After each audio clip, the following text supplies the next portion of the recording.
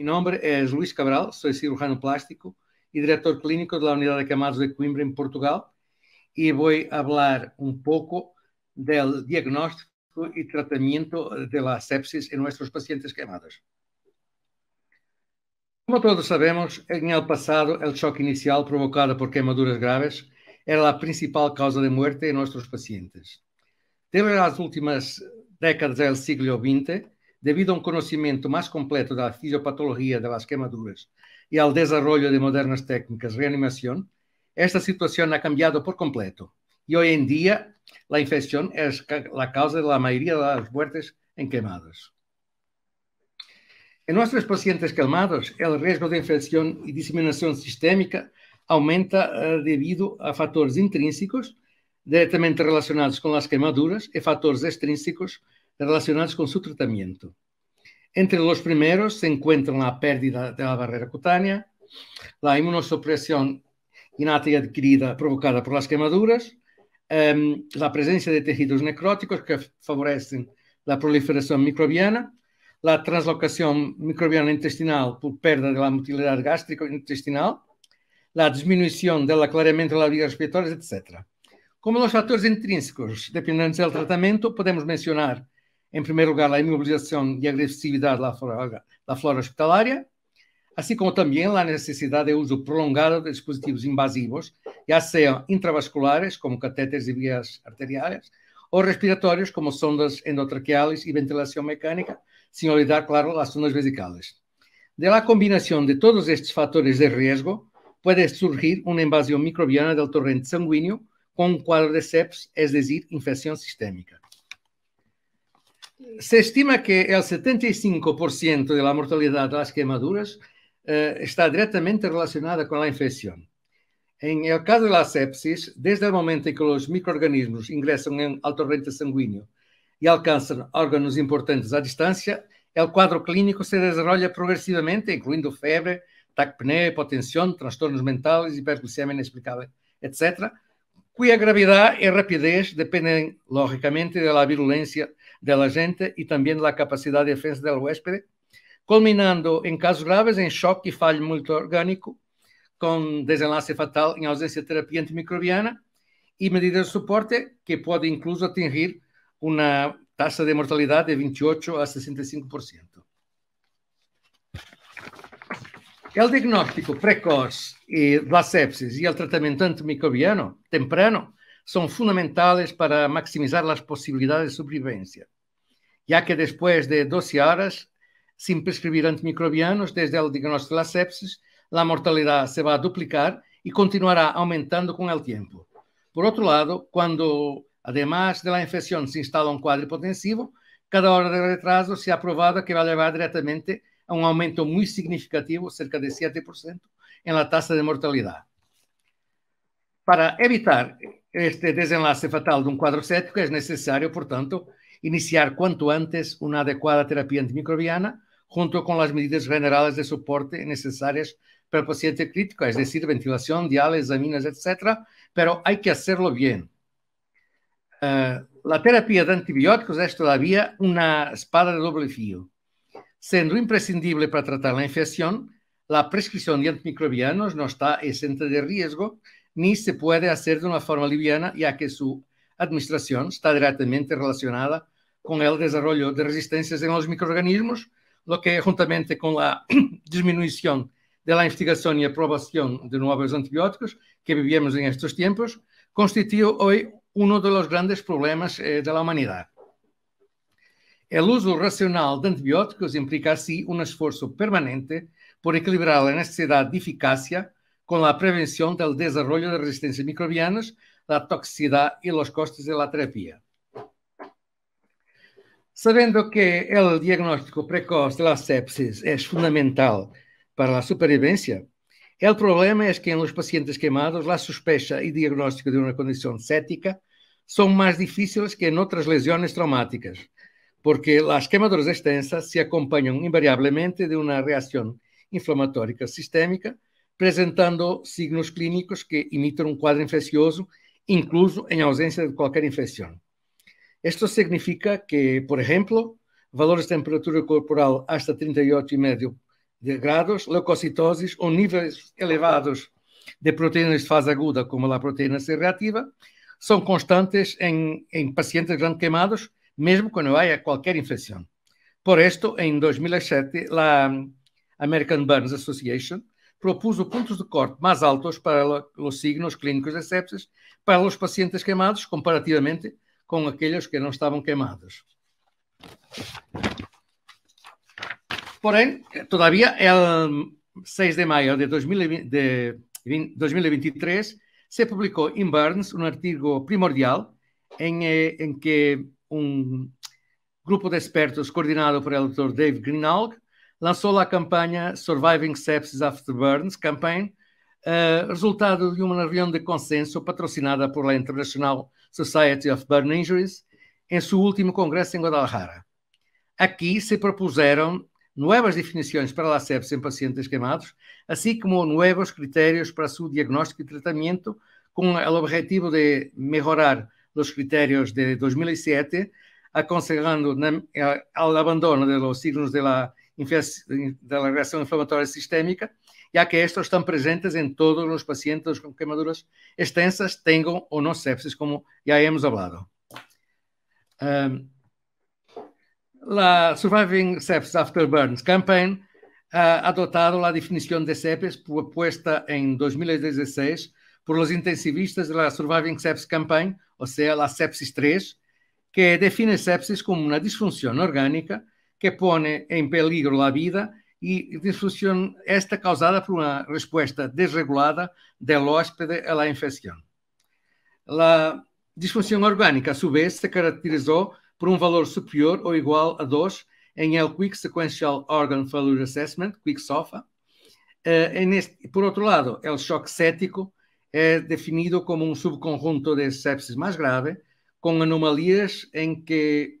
a circulação e o estado celular e metabólico se vão a piorar, e o que, devido a uma falta de chegada de nutrientes a las células, aumentando substancialmente a mortalidade. Pode ser descrito como uma sepsis com hipotensão persistente que requer vasopressores para manter uma pressão arterial média superior a 65 milímetros de mercúrio, juntamente com um lactato sérico superior a 2 milimoles por litro. Isto apesar de la reanimação com volume, com fluidos, ser adequada. Considerando pasadas que são as primeiras 72 horas em que há uma instabilidade hemodinâmica, passado este tempo, há uma série de signos suspeitos de sepsis que han sido propostos para nos guiar em la sospecha correta de que estamos perante um quadro destes.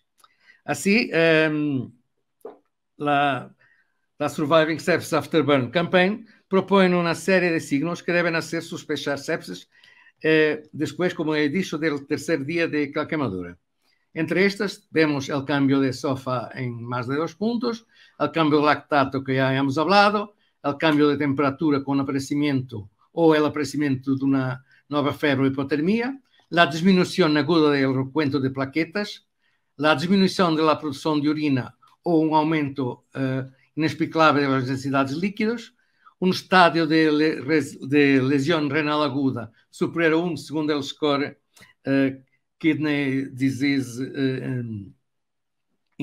Improving Global Outcomes, KIDGO. Também outros signos podem ser os cambios respiratórios imprevistos, as alterações do estado mental, muito importantes e muitas vezes desprezadas, uma disfunção gastrointestinal,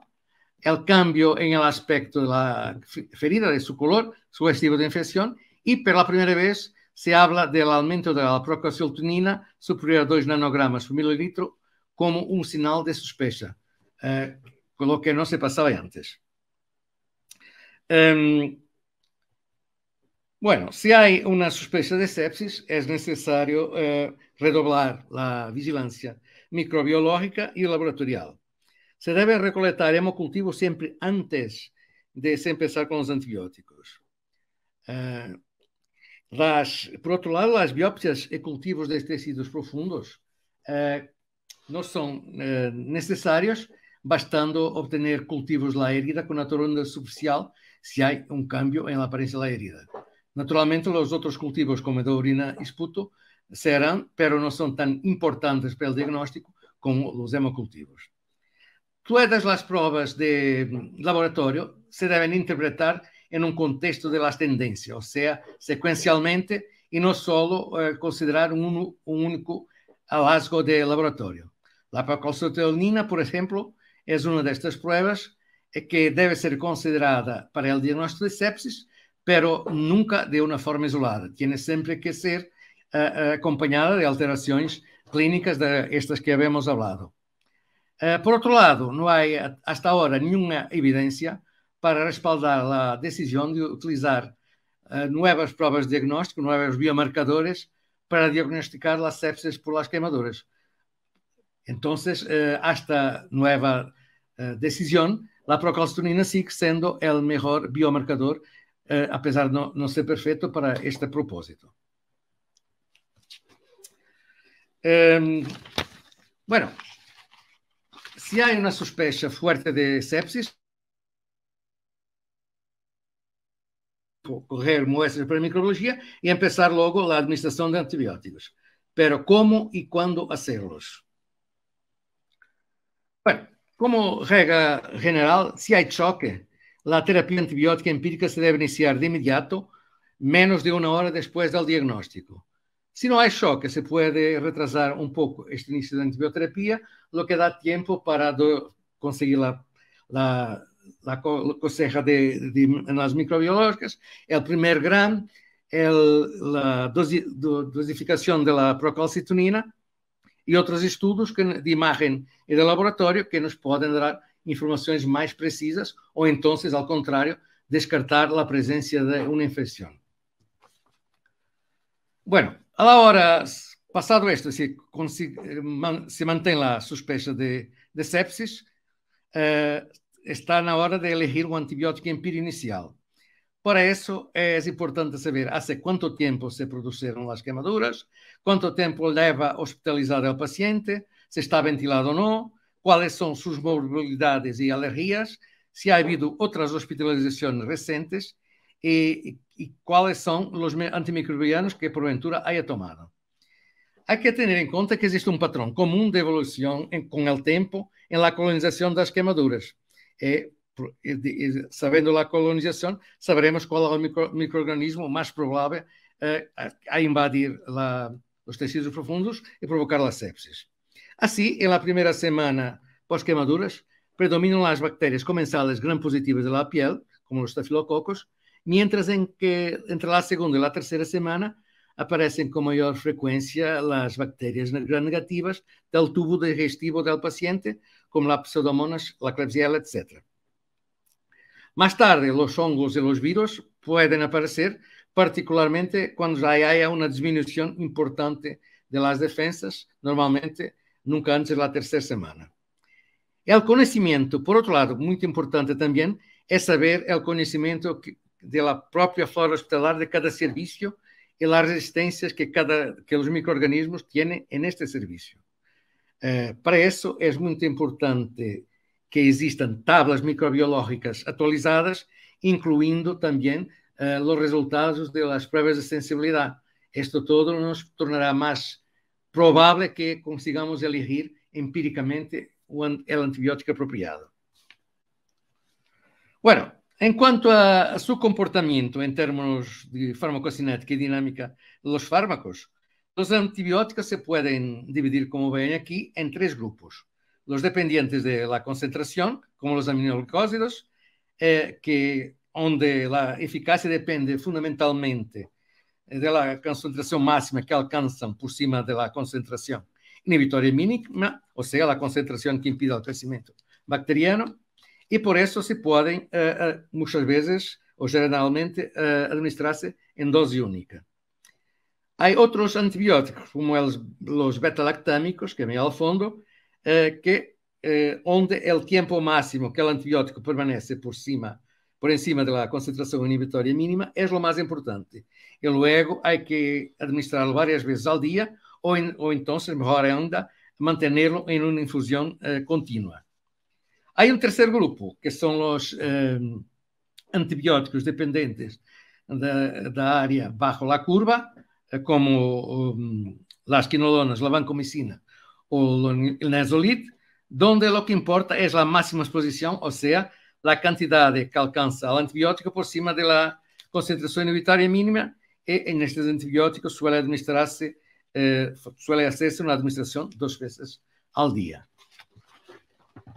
En general, existe también un aumento de volumen de distribución extracelular de los fármacos en los pacientes con quemaduras extensas debido a la extravasación del líquido por aumento de la permeabilidad vascular y el edema, lo que puede conducir a una dosis subóptima si se administran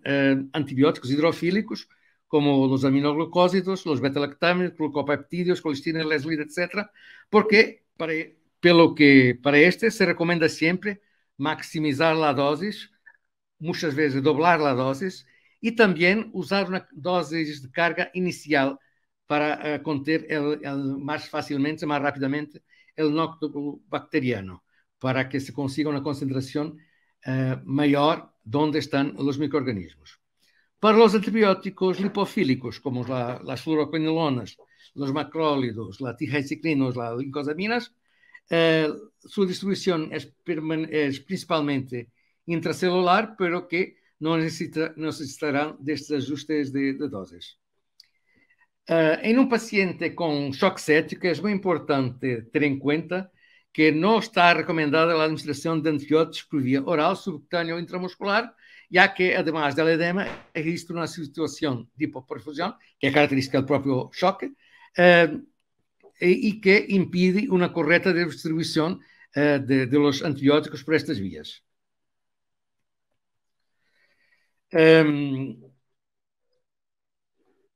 Hay que tener en cuenta, además de los principios farmacodinámicos, que hay una variabilidad en el individual para ellos, o sea, la forma como los procesos farmacocinéticos y farmacodinámicos se procesan no es igual para todos los individuos. Así que hay, como ven, hay un riesgo que si no estamos en la dosis correcta, hay un riesgo, por un lado, de exceso, lo que provocará una toxicidad grave, o entonces, si estamos por bajo, teremos posibilidad de tener una dosis subterapéutica y fallar el objetivo, que es acabar con la infección. Hay una solución para ajustar esto, que es la monitorización de los antibióticos, normalmente hecha en la farmacia hospitalaria, lo que permite un mejor ajuste de la dosis empleada, de esta forma personalizando la terapia. Para que la monitorización terapéutica sea beneficiosa, debe existir una relación clara entre la concentración del fármaco y el efecto terapéutico o tóxico o ambos. Esto no se pasa en todos los antibióticos, mas hay algunos en que se puede hacer esta monitorización obteniendo resultados muy buenos. Los más conocidos de estos son los aminoglucósidos, la vancomicina, los beta-lactámicos y también el Nasolid. Es importante saber que la antibioterapia debe ser lo más corta posible. Esto porque el riesgo de efectos derivados de la administración de antibióticos está siempre presente y por otro lado, si mantenemos superfluamente una terapéutica antimicrobiana, por más tiempo que es necesario, estaremos aumentando el riesgo de desarrollar resistencias que, como dices, aumenta cada día de prescripción. Las consecuencias de las alteraciones provocadas en el microbiota, también por los antimicrobianos, son otra razón. Elas son poco conocidas cómo se procesan, pero está probado que pueden originar un aumento del riesgo de infección, de reincidencia de infección en los meses seguintes. Por eso, en la mayoría de los casos, una vez asegurado el control del foco de infección, o sea, es la ascarectomía, por ejemplo, 5 o 7 días de antibióticos son suficientes, excepto para algunos microorganismos multiresistentes especiales, como la Pseudomonas aeruginosa, la Klebsiella pneumoniae, la Acinetobacter baumannii, etc. También aquí la procalcitonina puede ser utilizada como coadyuvante para decidir la interrupción y desescalación de la terapia, porque como acompaña de perto la infección, cuando esta está controlada, sus valores caen también abruptamente, lo que permite la retirada de los antibióticos. Hablábamos de los factores de riesgo para los microorganismos resistentes que implicaban un tratamiento más prolongado, caso se compruebe su presencia. De entre ellos podemos hablar de la ventilación de doentes que estén ventilados por más de 5 días, cuando surge la infección, doentes que tenham sido submetidos a antibioterapia nos últimos 3 meses,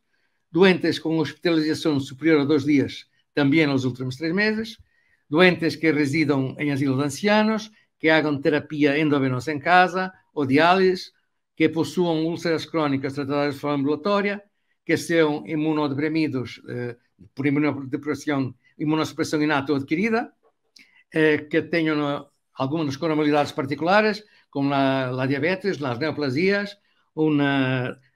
doença pulmonar obstrutiva crónica grave, bronquiectasias, etc. También los pacientes con quemaduras superiores a 20% de la superficie corporal, donde la inmunosupresión es mayor, terán también, por eso, un riesgo mayor para ser infectados por microorganismos multiresistentes.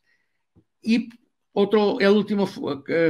factor que podemos referir, naturalmente es simple, si hay familiares portadores de bacterias multiresistentes que convivan con nuestro paciente, este también tendrá un riesgo aumentado de tener estos mismos microorganismos. Bueno, para terminar, les dejo aquí los exámenes y pruebas que, además de la clínica, no utilizamos nosotros en Coimbra para conseguir un diagnóstico temprano de la sepsis. Como ven, hay exámenes laboratorios diarios, como los que vos hacéis probablemente todos, como los hemogramas, las pruebas de coagulación, una bioquímica completa, una gasometría en los pacientes ventilados, siempre con el tacto para pesquisar con la presencia de shock séptico. Haremos siempre en pacientes con quemaduras de grandes áreas exámenes microbiológicos todos los lunes y jueves. Si necesario, si probada la infección, pueden incluso ser más frecuentes. Naturalmente, hemocultivos serán prioritarios, después las torundas, las áreas quemadas, los cultivos de aspiración bronquial, las uroculturas y siempre, obviamente, los cultivos de los catéteres centrales removidos, donde suele muchas veces estar la causa de la infección de la sepsis. Nosotros hacemos siempre también el doseamiento diario de procalcitonina, que nos da una seguridad crecida de estarmos controlando la infección, claro, porque por veces puede haber un incremento súbito y muy rápido y para un gran valor de procalcitonina, mismo con el paciente estando clínicamente estable, lo que nos deja de sobreaviso para empezar la antibioterapia si progresivamente se comienzan surgiendo los sinais clínicos que demuestran que la infección se está propagando. O sea, la procalcitonina puede subir antes que haya clínica y por lo menos nos deja de sobreaviso para eso. Naturalmente, si hay lesiones por inhalación, haremos a entrada o cuando sea necesario una fibroscopía bronquial, bien como la radiografía de tórax, siempre que indicada, a entrada del paciente, la de su admisión, o cuando haya sospechas de pneumonias o edema pulmonar o así. Bueno, este fluxograma visa también resumir nuestra estrategia básica para la sepsis, integrando el diagnóstico y el tratamiento. Ven como resaltamos la importancia de tomar, antes de más, las muestras de microbiología y dosear la procalcitonina y iniciar el tratamiento empírico con la combinación de los fármacos y los patogénicos más frecuentes, de ahí la importancia de las cartas locales y también en dosis adecuadas. Por eso hablamos detrás de la importancia de los factores farmacocinéticos y farmacodinámicos. También muy importante es asegurar el control del factor infeccioso. No nos sirve de mucho si utilizamos grandes cantidades de antibióticos, pero mantenemos el foco de infección donde se siguen multiplicando los microorganismos y donde muchas veces los antibióticos no pueden llegar. Bueno, al final de las 24 horas, 48 horas, si tenemos la identificación de los patógenos y de sus resistencias, lo seguro escalaremos según estos resultados para un antibiótico, de preferencia en monoterapia, que tenga un espectro reducido, más que cubra el organismo en causa. Si más tarde no hay mejoría significativa con este nuevo antibiótico, buscaremos causas otras causas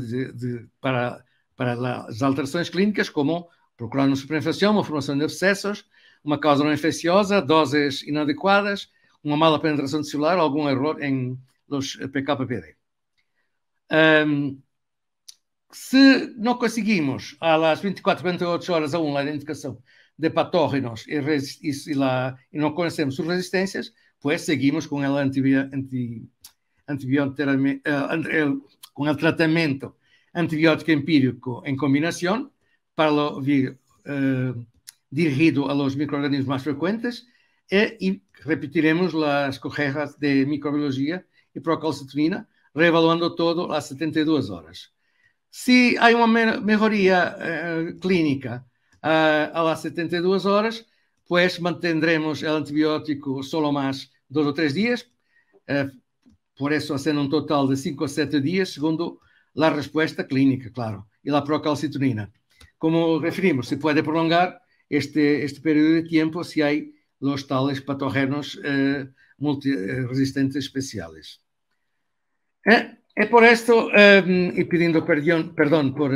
estarme alongando un poquito, quiero apenas dejarles las mensajes finales. Fundamentalmente, nunca iniciar antibióticos sin una sospecha fundamentada de infección. Utilizar los criterios clínicos que hablamos, descritos por la Surviving Sepsis After Burns Campaign, para el diagnóstico de, aquí está SIDA, pero no es SIDA, es sepsis, para el diagnóstico de sepsis por medición secuencial de valores de la procalcitonina, iniciar la terapia antimicrobiónica empírica de acuerdo con la flora microbiana local, si tenemos las cartas microbiológicas mejor, en el plazo de 1 hora si hay shock séptico, como vimos, en el máximo 3 horas si no hay shock séptico. Administrar siempre los antibióticos en dosis maximizadas, respetando los parámetros farmacocinéticos y farmacodinámicos de cada grupo de antibióticos que también hablamos. Es importante hacer una monitorización terapéutica de los antibióticos siempre que posible y, naturalmente, de escalar, según los datos microbiológicos, las pruebas de sensibilidad. Para suspensión precoce de la antibioterapia, haremos atención a la evolución clínica y también contaremos con la ayuda de la procalcitonina. Es muy importante, no hay que subrayarlo, que el trabajo en equipo, incluyendo microbiólogos y farmacéuticos, permite los mejores resultados en el control y tratamiento de la infección, por mayoría de razón, también en el tratamiento de la sepsis. Y debe ser siempre priorizado